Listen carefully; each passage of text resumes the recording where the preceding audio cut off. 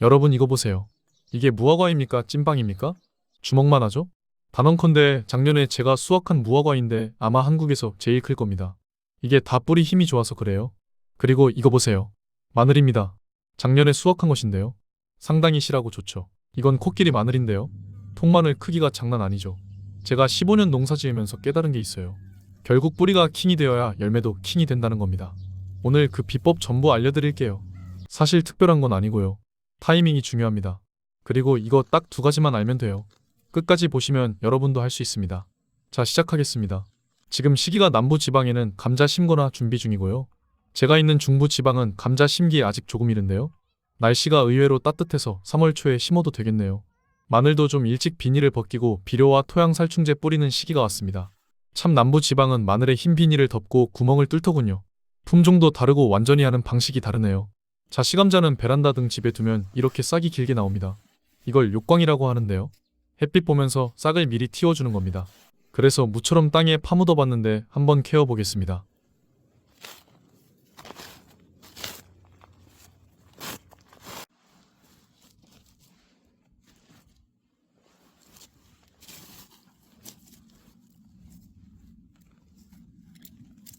우와, 생각보다 상태가 괜찮네요. 시감자용은 집에 가져갈 필요 없이 이렇게 땅에 묻는 방법도 괜찮아 보입니다.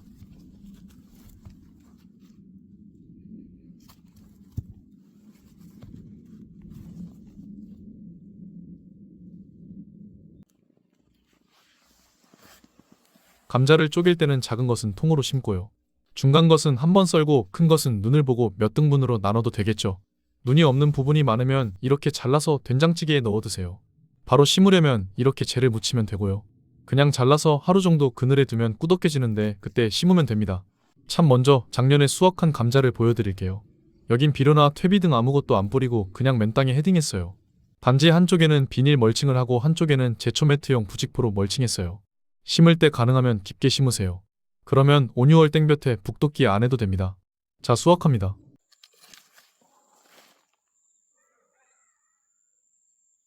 좌측은 비닐 멀칭했고 우측은 부직포에 심은 건데요. 크게 차이가 없네요.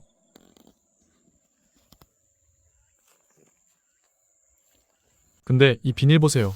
걷어서 흙을 깨끗이 털고 폐비닐로 집화장에 배출해야 하고요. 보통 귀찮은 게 아니죠. 또 방치하면 1000갈래 10,000갈래 찢어져서 토양이 오염됩니다. 반면에 부직포는 올해 또 재활용해서 심을 겁니다. 참, 고구마도 한번 볼까요? 작년에 심었던 건데요.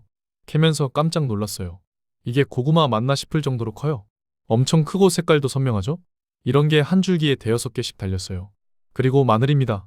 작년 6월에 수확한 겁니다. 먹으려고 몇 개 쪼개뒀더니 빨리 심어 달라고 이렇게 싹을 틔우고 있네요. 지금 시기에 마늘 관리 중요할 텐데요. 남부라면 비닐을 뚫어서 관리하던데 여긴 중부 지방이라 이제 비닐을 벗기고 웃거름과 토양 살충제를 뿌려야 할 시기입니다. 지금부터 관리 잘해서 몇 번 웃거름 주면 6월엔 큰 마늘을 수확할 수가 있어요. 코끼리 마늘, 통마늘이 이 정도 크기예요. 쪽마늘로 까보면 하나하나가 다 굵습니다. 이렇게 나오면 판매도 잘 되고요. 집에서 먹어도 정말 만족스럽죠. 어떻게 이렇게 키웠냐고요? 사실 땅이 좋아서도 아니고요.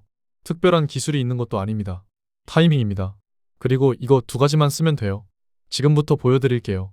아, 그리고 이번엔 그냥 심지 않고요. 뿌리가 아주 커지는 걸 뿌려줄 겁니다. 이게 뭐냐면요. 로얄 구근킹이라고 합니다. 이게 진짜 효과 좋아요. 제가 몇 년 써봤는데 확실히 달라요. 구근킹은 그냥 비료가 아닙니다. 10가지 미량 요소가 들어있는데요. 사람으로 치면 보약이에요. 마늘, 양파, 고구마, 감자 같은 뿌리 작물 전문이고요. 근데 토마토나 고추, 수박, 오이, 심지어 무화과 같은 나무에도 효과가 있어요. 일반 비료하고 완전히 달라요. 로얄 구근킹이 왜 좋으냐고요? 첫째, 크기가 달라집니다. 감자, 마늘, 양파가 주먹만하게 커요. 수확량도 35% 증가하고요. 둘째, 맛과 향이 살아납니다. 품종 고유의 특성을 지켜주거든요. 크기만 커지는 게 아니라 맛도 좋아져요. 셋째, 뿌리가 튼튼해집니다. 뿌리가 튼튼해야 양분 흡수가 잘 되고요. 그래야 구근이 크게 자라는 겁니다.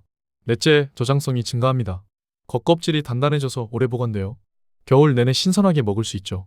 다섯째, 병해충 예방됩니다. 아인산 성분이 생리장애를 막아주고요. 냉해 동해도 예방돼요. 여섯째, 천연 광물질입니다. 규산 제올라이트, 벤토나이트 같은 천연 성분이거든요. 화학 비료가 아니라 안심하고 쓸 수 있어요.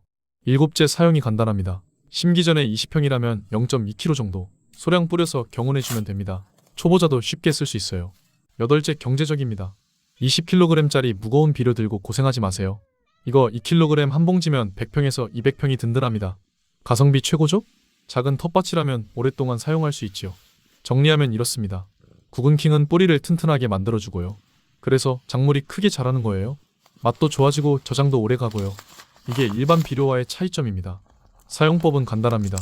심을 땅에 골고루 뿌려주고 섞어주고 그 다음 일항을 만들고 감자나 고구마를 심으면 됩니다. 잠깐 여기서 또 한 가지 중요한 것이 있어요. 감자나 고구마, 마늘, 양파 등 구근 식물에는 필히 토양살충제 뿌려야 됩니다.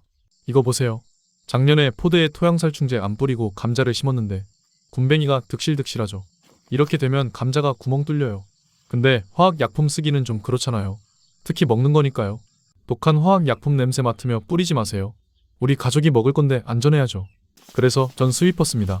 스위퍼는 백리향 오일 같은 천연 성분으로 만든 유기농업자재입니다. 군뱅이 고자리파리 싹 잡아주면서 흙은 오히려 살려주니까 일석이조죠. 효과는 화학약품만큼 좋아요. 근데 안전해요. 진딧물, 노린재, 총채벌레, 나방, 유충 다 잡습니다. 쓰는 법도 정말 간단해요. 이렇게 뿌리기만 하면 돼요. 분무기 필요 없습니다. 그냥 뿌려요. 땅 위에 골고루 뿌려주면 됩니다. 한 봉지 1kg으로 150평 정도 쓸 수 있어요. 작물 위에 직접 뿌릴 때는 100평 정도 되고요. 이게 진짜 편해요. 그리고 이거 하나 더 좋은 게 있어요. 토양도 살려줍니다. 흙 속에 있는 병원균 잡아주고요. 곰팡이도 예방해줘요. 딱딱한 땅도 부드럽게 만들어주고요.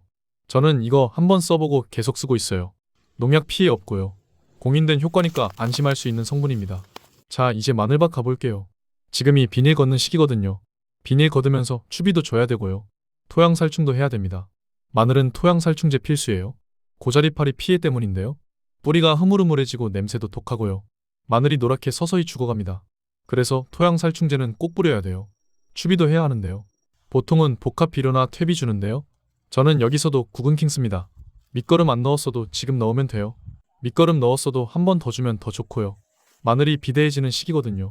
지금 영양분 주면 확실히 커져요. 양파나 마늘 같은 건 구근 작물이잖아요. 뿌리 부분이 커지는 거거든요.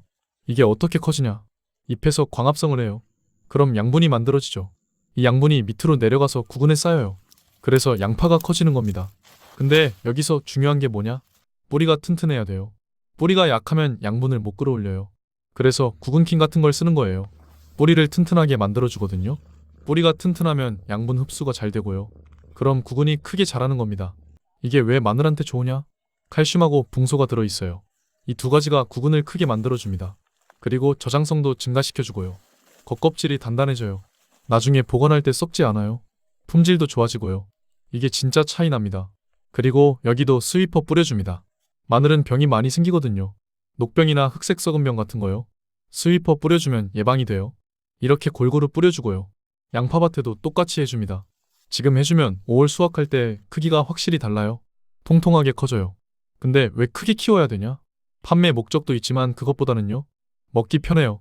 양파, 마늘은 까기 좋잖아요. 작은 거 까려면 손만 아파요.